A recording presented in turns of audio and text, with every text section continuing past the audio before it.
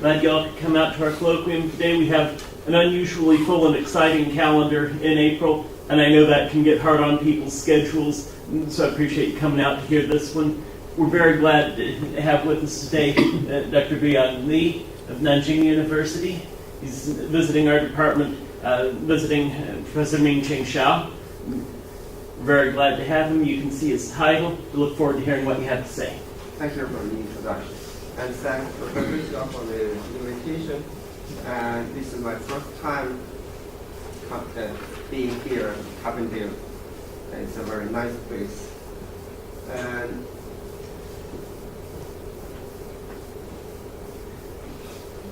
so this is my recent work on mathematical numerical analysis of the superconductivity model called the Ginzburg-Landau equations. This is a joint work with Zhimin Zhang, who is a faculty at Wayne State University. So what is the superconductivity? Everybody knows what is superconductivity. It's a phenomenon when the temperature of some material is below some critical values, the electrical resistivity will disappear in the material. This is called a superconductivity phenomenon. And accompanying the superconductivity phenomenon, there is another phenomenon called expulsion of the magnetic field. That means the magnetic field will be expelled out of the body of the superconductor when the superconductivity happens.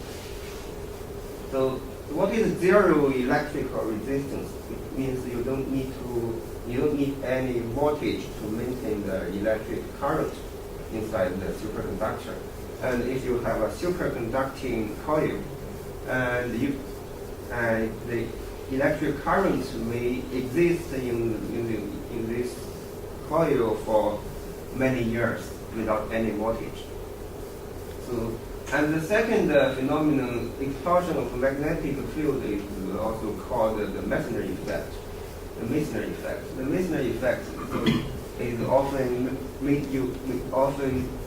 used to in engineering and applications. For example, an important application is the maglev train. The maglev means magnetic levitation.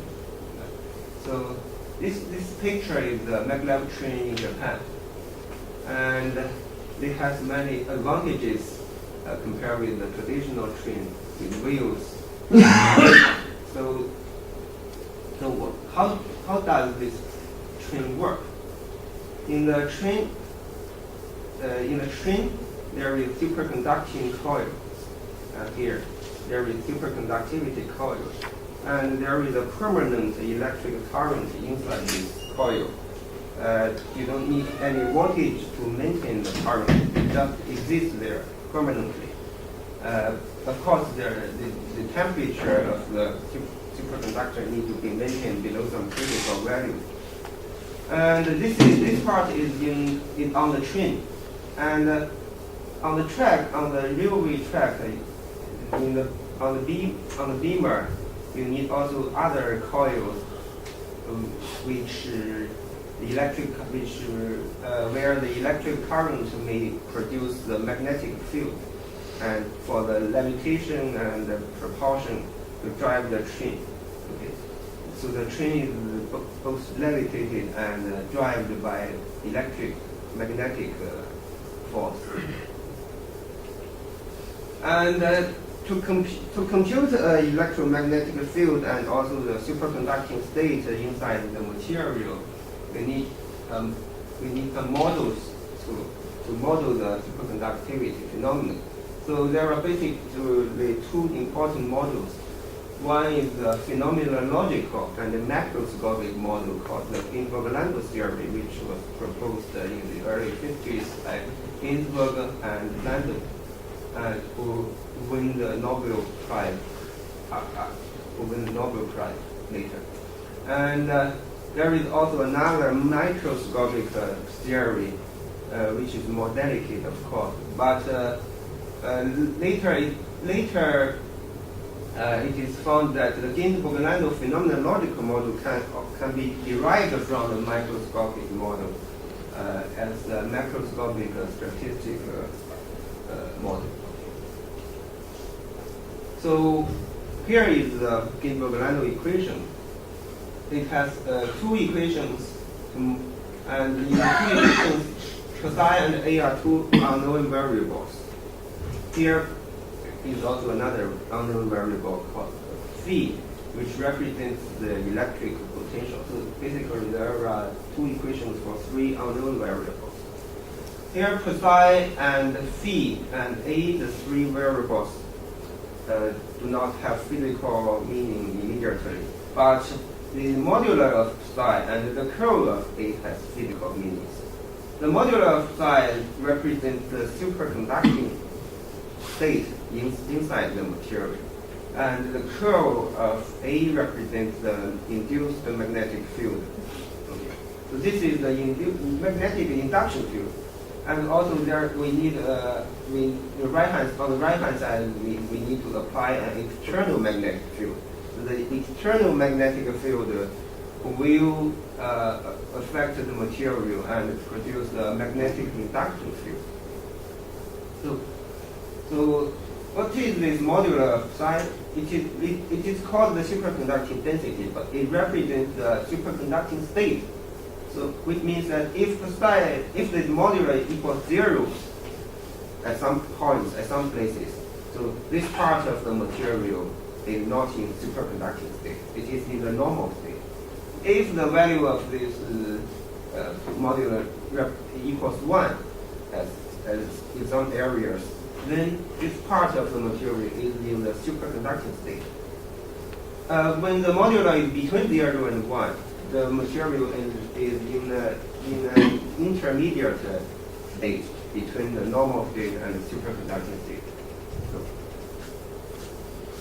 So this is a basic variable in the model. And here, the kappa, eta, they are just physical predictive constants. So to solve the equation, you need to eliminate one of the three variables. So a very standard method and what is to use this gauge condition.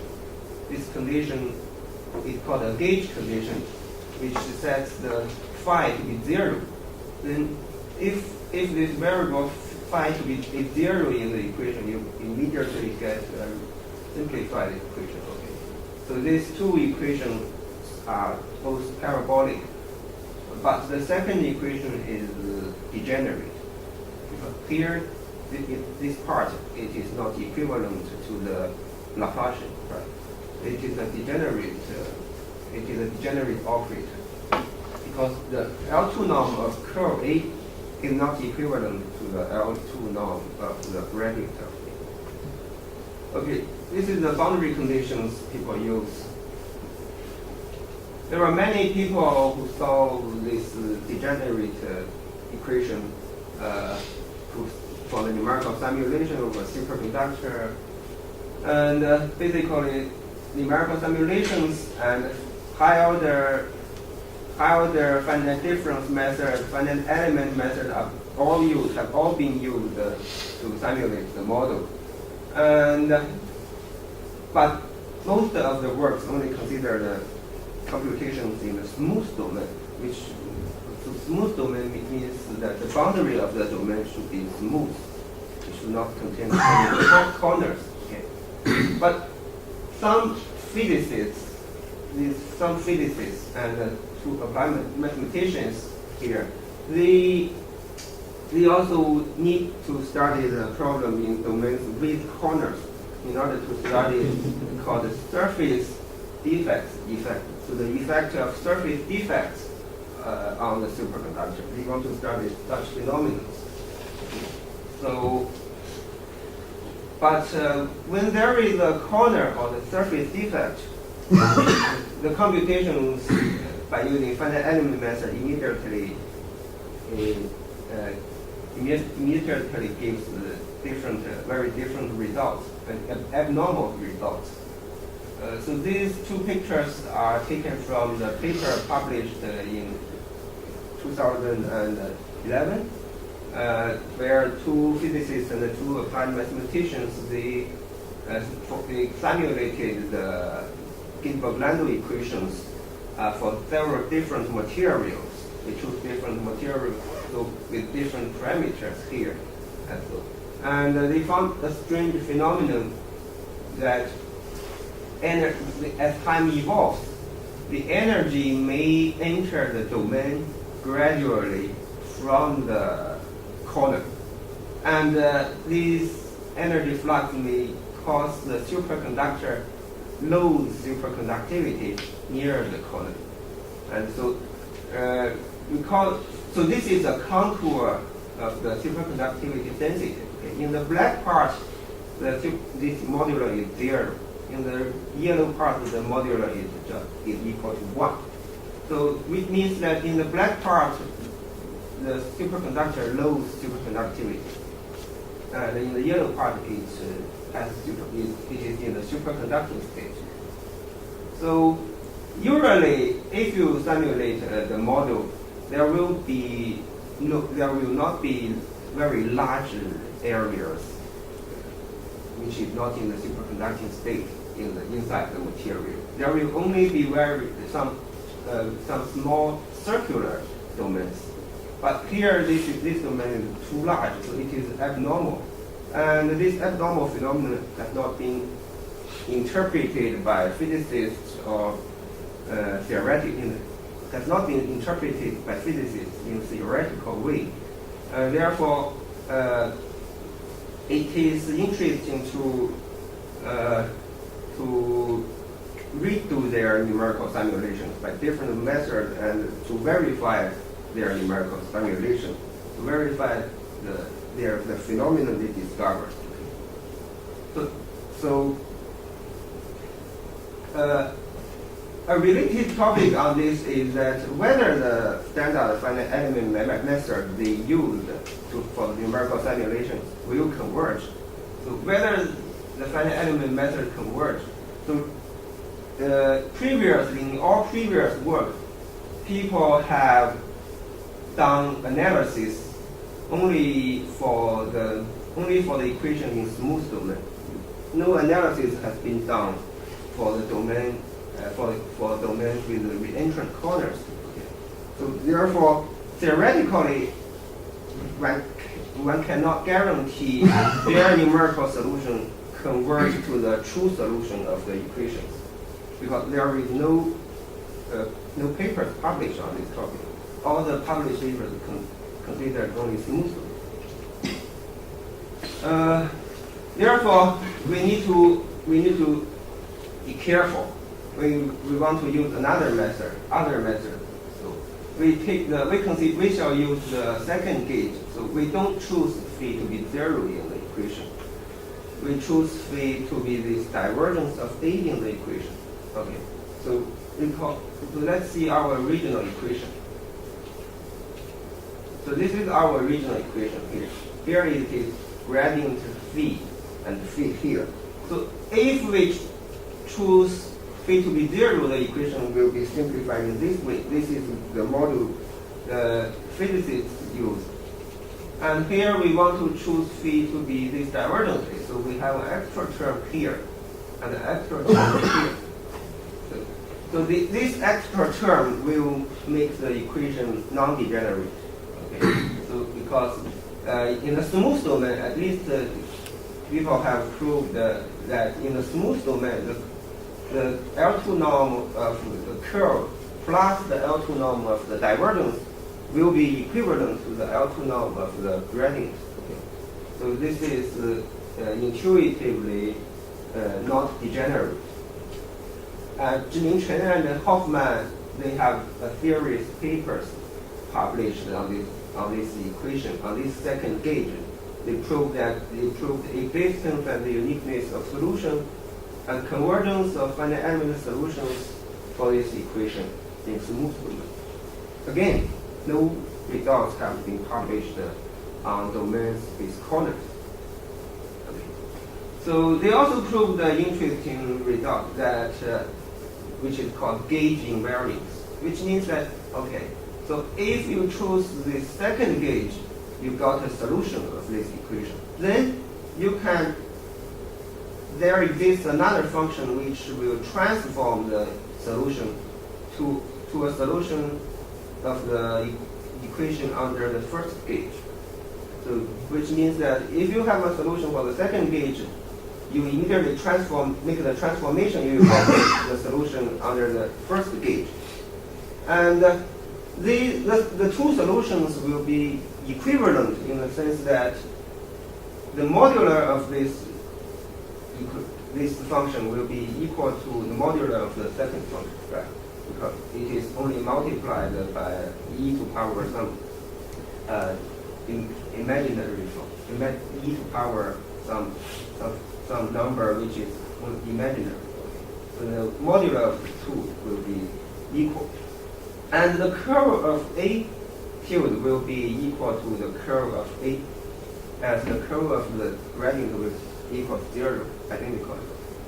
So the two solutions under the two gauges will produce the same physical quantities, the modular and the curve of it. The modular of phi and the curve of it will produce the same physical quantity. Therefore, it is okay to solve the equation in either gauge. We will adopt the second gauge. So the second gauge has already been used by many people, but only in smooth domains. All the analyses are only for smooth domains. So let's see some numerical simulations. Okay. So for the second, okay. So let's compare the numerical solution of under the two different gauges. So we use a common triangulation for the two equations, and we solve the two equations under the first gauge and under the second gauge, both by finite element method. But it turns out that the numerical solution, the contour of the numerical solution, are very different for the two methods. Okay. Under the first gauge, the numerical solution has some circular shape here, but under the second gauge, you see the numerical solution does not have physical meaning.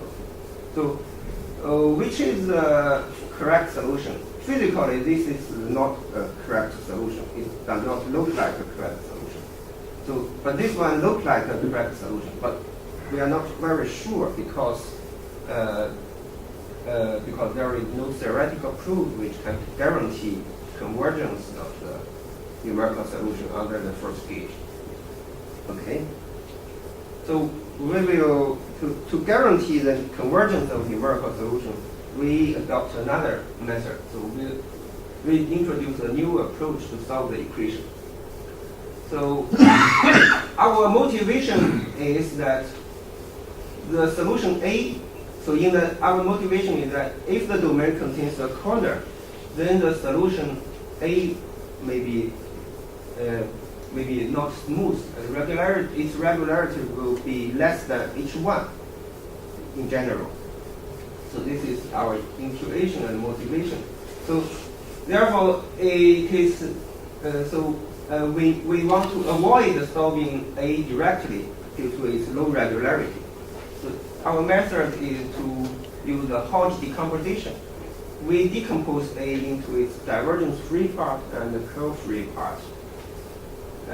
Therefore, this U and V are scalar vectors in 2 dimensions. So in 2 dimensions, the curve of a scalar will be a vector. The gradient of a scalar is a vector. Okay. So A is a vector field. Also, for this nonlinear term, we also decompose it into the divergence-free and curve-free part. And we substitute these two into the equation. We got an equation of U and V here. And if this equation holds, its divergence-free part and the curve-free part must be 0 simultaneously. This is the Hodge decomposition, okay? Because 0 is also a vector field. This 0 vector field has a unique Hodge decomposition, which will be 0 plus 0. Okay? So this part and this part should be zero simultaneously. So we derive a new system of equations. These two comes from here. Basically, these two equations. Okay. So by using a Hodge decomposition, we get the equation for u and v. And on the right-hand side, we also need to solve p and q. So recall that what is p and q? They are Hodge decomposition of the nonlinear part. So we need to solve p and q by the standard Hodge decomposition method. So the original two equations are transformed into these 5 equations. And we think, so at this step, we think that the 5 equations will be equivalent to the original 2 equations. So we only need to solve the 5 equations. Once we solve u and v, we can calculate a, the vector a, based on this formula. So we only need to solve u and v. So how do we solve this nonlinear equation? We can just linearize it. For example, you see this part, it contains psi and a. So it contains p, psi, and a. So they are all unknown variables. So how do we linearize it? We first we use a backward Euler time stacking scheme. So this part represents the standard backward Euler time stacking scheme. And in first equation, we just set a to be its value in the last time step. Suppose that we have already solved the an, then we can solve psi n plus 1 at the n plus 1 time step. This is a linear equation. We only need to solve a linear equation. Once we got to psi n plus 1, we can substitute it here in the second equation. So here we can solve the Pn plus 1 after we solve psi n plus 1. Then we can solve Qn plus 1. On the right hand side is also known. And then after P and Q are solved, we can substitute the pair to solve U and V. So this capital D tau is just the backward Euler time stacking scheme. So in this way, we only need to solve linear equation at each time step. And we want to mention that these 4 equations are actually equivalent to a single equation. Can you go to the previous one? What's the h n plus 1? What's Okay, the h? so this is the right hand side. Oh, h is given? Yeah, it is here. In the Oh. original equation, this Oh, is okay. the right hand I side. see. So this is the right hand side at the n plus 1 time level. Okay. So actually, the 4 equations are equivalent to the single equation. If you substitute this Hodge decomposition, actually it is equivalent to solve these 2 equations. But here we only discretize the equation in the time direction. In the spatial direction, it is continuous. We haven't, there's no discretization so far. Okay, so what is the advantages of our new approach to solve the 5 equations instead of the original 2 equations? So the first is, in the original equation, we need to solve a non-smooth solution A directly. This vector field A may be not smooth. But in our new approach, we only need to solve U, V, P, Q, and psi. These values, these functions are smooth intuitively because they are only solutions of heat equation and Laplace equation. Intuitively, these solutions will be smooth. So this is one of the advantages. The second advantage is that to solve these 4 equations is much easier to solve such an equation. This is a vector equation, right? it is easier to solve two scalar equations, very standard H equation and Poisson equation. This is the second advantage. And the third advantage is our approach will be more stable and accurate. So we will prove this. Okay, this is our theorem.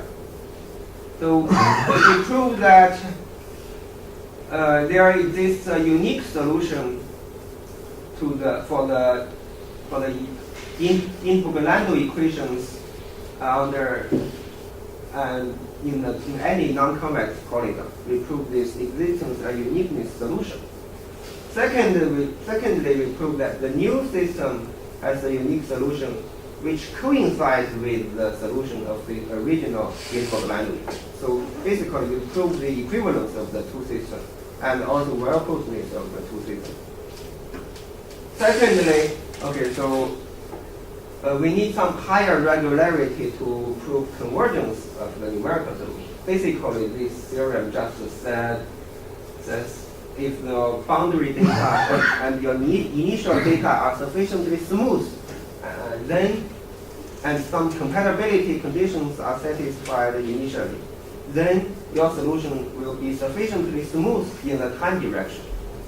It just is higher regularity. But here we see that although your solution is more smooth when your data is more smooth, it is only more smooth in the time direction. You can have double derivative in the time direction, but you cannot have double derivative in the spatial direction. In general, for the vector field A, its regularity in the spatial direction is only fractional. Here the f will be less than 1. Okay, here it is less than 1. So it is in the fractional Sobolev space. Its regularity is not even in H1. Okay, so we can only improve its regularity in the time direction. Its regularity in the spatial direction is fixed due to the corner. So our finite element method for solving the equations is very difficult. Basically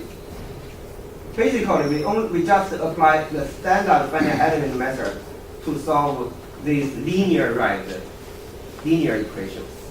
The only change we made here is we cut functions here. So we use a cutoff function here to control a nonlinear term. Okay, this is the only difference. Okay, so finally we can prove our last theorem says that if the time step size is smaller than a fixed number, then the linear system, the finite element linear system, makes a unique solution. And the unique solution will converge to the exact solution with some explicit convergence rate. Okay. So this is our theorem. Here we do not need any condition of the spatial mesh size. We only need the time step size to be smaller than some constant. And this constant is just this constant is just it's just a physical number here. Okay. It's the physical constant. Therefore, you know how small the time step size should be. Okay. So let's see an artificial example. So we choose an exact solution psi and A in this form. This is our exact solution in the polar coordinates. We substitute the exact solution here, then we will get a right-hand side, F and C. So we solve these two equations and then compare our numerical solution with the exact solution. Okay, first we solve the equation by using the standard finite element method. Well, this is the standard finite element method to solve the two original equations. We see that the error decreases to a constant as the mesh refines. Okay, so which means the numerical solution does not converge. The standard finite element method fails to produce a correct solution. Then we use our approach. We solve the 5 equations instead of the 2 original equations. we will see that as the mesh refines, the numerical error decreases with some explicit convergence rate. And these convergence rates, although they are different for different unknown variables, they are all larger than the convergence rate we proved. Okay. So the first example is an artificial example. We know the exact solution. Okay. In the second example, we don't know what's the exact solution. We only know the initial data and the boundary data. So we solve the equation by using three different methods. The first method is the finite element method for the first gauge. This first method is widely used by physicists and engineers. The second method is we apply the finite element method directly to the equation under the second gauge. The third method is our method. We solve the 5 equations we derived just now. Okay, we see that different methods give different solutions for the same equation, the same problem. Okay, so we believe that our method gives the true solution. These two numerical solutions are all wrong because we have proved convergence of our numerical solution, but there is no proof of convergence for these two methods, right? Okay. So as we refine the mesh, we will see that the numerical solution by the first method will change its shape. Okay. The other two methods are not changed. As we refine the mesh again, the first numerical solution change it again to a shape which is similar to our numerical solution. So our conclusion is, okay, so we don't know whether the numerical solution under the first gauge will converge, but at least we know even if it converges, it is unstable, because as the mesh refines, the numerical solution change gradually. And we have proved that our numerical solution converges to the true solution. And this numerical example shows that our approach is not only convergent, it is also stable and accurate. Because as the mesh refines, its shape does not change much. Right? And for the second method, we just believe that it gives the wrong solution. So finally, let's compute the numerical solution, which is computed by the physicists and default. Okay, so this picture is taken from their paper. Okay, in their paper, they showed that so their numerical simulation is here. We found a big hole here. And we use in this picture we use their numerical methods to simulate the same problem. We get this picture. Although this shape is not exactly the same, but it looks similar, right? We are using their method for the numerical simulation. But we get a little different picture, but basically it looks the same, similar. And the second method, we believe that it's wrong. For our method, we gives a totally different numerical solution. It does not contain a big hole centered in the corner. So we believe that this should be the true figure of the numerical solution. And so their numerical simulations is wrong due to the presence of the corner. They simply use the standard finite element method. And this picture is also taken from their papers. And in this picture, they simulated the superconductor up to the steady state. So their steady state is also wrong because our numerical solution does not contain any such vortices. Okay, so conclusion. So what we have done.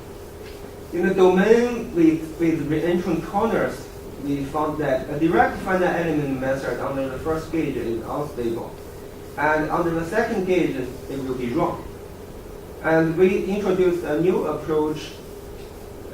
Basically, we solve a system of equivalent equations. And we proved the existence uniqueness of solution for both the original equation and our equivalent system. And we also proved equivalence of the two systems of equations. And we proved convergence of finite element solutions based on proved regularity. The regularity we use is proved in our case. So basically, we have completed the 2D part of the simulation. So in the future, we may start. We will start a 3D problem to see whether we can extend our method to the 3D case. So these papers can be found in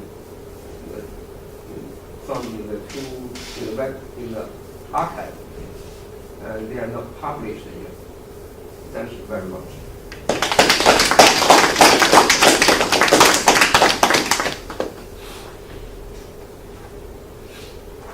So that question is, you did some called Hodge decomposition, right? So that means for any PDE has this kind of corner, I can use the same technique? Because you just used it here. Not exactly, because we use the Hodge decomposition because we want this Hodge decomposition will be used for the decomposition of such type of operators. Our differential operator only consists of curl and divergence. So with our Hodge decomposition also in this form. So for other types of differential equations, we probably need to use other types of decomposition to find its antiderivative.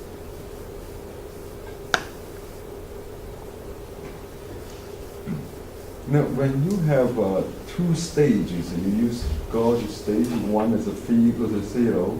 One is the phi equal to the curve, divergence on A. Now, how this explained by the physics or mathematician? How they explain both from different viewpoints? They explain that why they can choose that. So why they can choose different such gauge condition? So in physics, there is a concept called gauge invariance. So because their theory of physics is derived, for example, under certain under very general frame, and this general frame, for example, is considered in these coordinates can be transformed into another settings into another coordinate system. So the gauge condition is just somewhat like coordinate system, coordinates you. So on the different gauges, we have the same theory has different forms, different expressions. So basically, these two, you see this equation and this equation, they describe the same physical phenomenon. So just use a different coordinate, probably. Similar sense, I think. Okay. But the finite gauge is essentially the electrical potential or something. It has a physical meaning. Yeah, so if you yeah. change the quantity, electrical potential, right? So okay. does that mean you change this quantity, it won't affect the? Yeah, its electrical potential is just like magnetic potential. Yeah. It does not have immediate physical meaning. So only for example, only the curve of it has physical meaning. So if by a gauge transformation, this curve, although the function changes, this curve does not change. Here, the electric potential also does not have physical meaning. I'm not sure what it's curve or something does not change. So some operators applied to this function will not change it under the gauge transformation. Does that have like a physical interpretation as well? Yeah, because this theory, this Ginzburg-Landau theory, they just use some variables which is not immediately, which do not have immediate physical meaning. But it's some absolute value of here and curve of here, other operators apply They're gonna here, stay the same. they have physical meaning. Yeah, but they won't change. Yeah, they won't change. Okay. Also, is there any way you can test your result because you see your Yeah, yeah. Is there any like experimental way to examine which solution is the right one? Yeah. Or you have to wait until the 3D results, And we have to wait the 3D result. so you can do really physical experiment. So 3D, yeah, all the physical experiments are in 3D. 3D, yeah, I know. Yeah. So that's why I probably And, have to. for 3D, we have some difficulties which we have not figured out yet. Because in 3D, the Hodge decomposition should be in a different form. I mean, this Hodge decomposition. Yes, it's the Hodge decomposition is really, is written, I don't know how to express it, the curve part. Yeah, because in 3D, this should be replaced by a vector field instead of a scalar. And we need to figure out which vector field should we set here. So when you I saw you, the psi function, there's an electric potential, no, there's what is the magnetic, the superconductor Density. function. Density. The density function you have between 0 and 1. Yeah. So in your numerical solution, you set up a constraint on that in the force them always between 0 and 1? Because you have, when you go back to your original equation, you know that your superconductor, So the density function. I'm not sure whether we have imposed the constraint for. No, go back to your original, the original. Okay. The first one. No. Yeah, here, for example, Yeah. this side, you between 0 and 1. Yeah, that's So when you solve it, then you put a constraint on that. I forgot to put constraint on that, but let me see. Let me check. Okay. But probably the solution itself will guarantee that between 0 and Okay, 1. so here there is a t square and time. So at least when the time is small, Okay. it will satisfy the condition. Okay. When time is small, its modular will be less than 1. Okay. So I forgot to set the constraint. Actually, okay. But probably your solution is the physical, Because, when they get this model. there is another fact there is another difficulty we can overcome here. Is the true equation does not contain these two terms, f and g. The true physical equation does not contain f and g. Mm. So once you have f and g, the solution will not be the solution of the true Ginzburg-Landau equation. Therefore, whether its modular is less than 1 is not known. Okay, of course, because you have external things comes Yeah. in, Yeah. and then you would different. Yeah. But I believe when they derive this very well famous model is very. I think when they derive this model, the density function between 0 and 1 is always the case, probably in that. Yeah, it's a physical meaning. It's physical meaning. Just is like only- the probability that you always get is between 0 and 1. Yeah. When they guide the model. Yeah. Their physical meaning is just between 0 and 1. So when you numerical solve them, you don't bother to impose that. You just go ahead to run. And probably our numerical solution here. So here we don't know the exact solution. We just solve the equation. So probably the numerical solution will exceed for example, its modular will exceed 1 a little.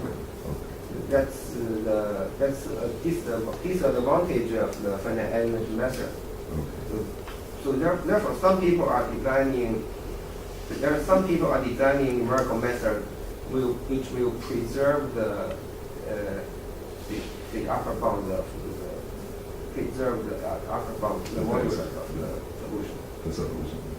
So this one, I think the make important contribution here is that because when the physics, first of all, they found out the things on the side, and they couldn't interpret. They don't know why. They don't know it's not right, but they don't know. Nobody know why this calculated. They use a finite element method and then got the situation. I think Boolean, he used the way translate the equation, get the things now can be interpreted. It's consistent when you have a smooth boundary the situation.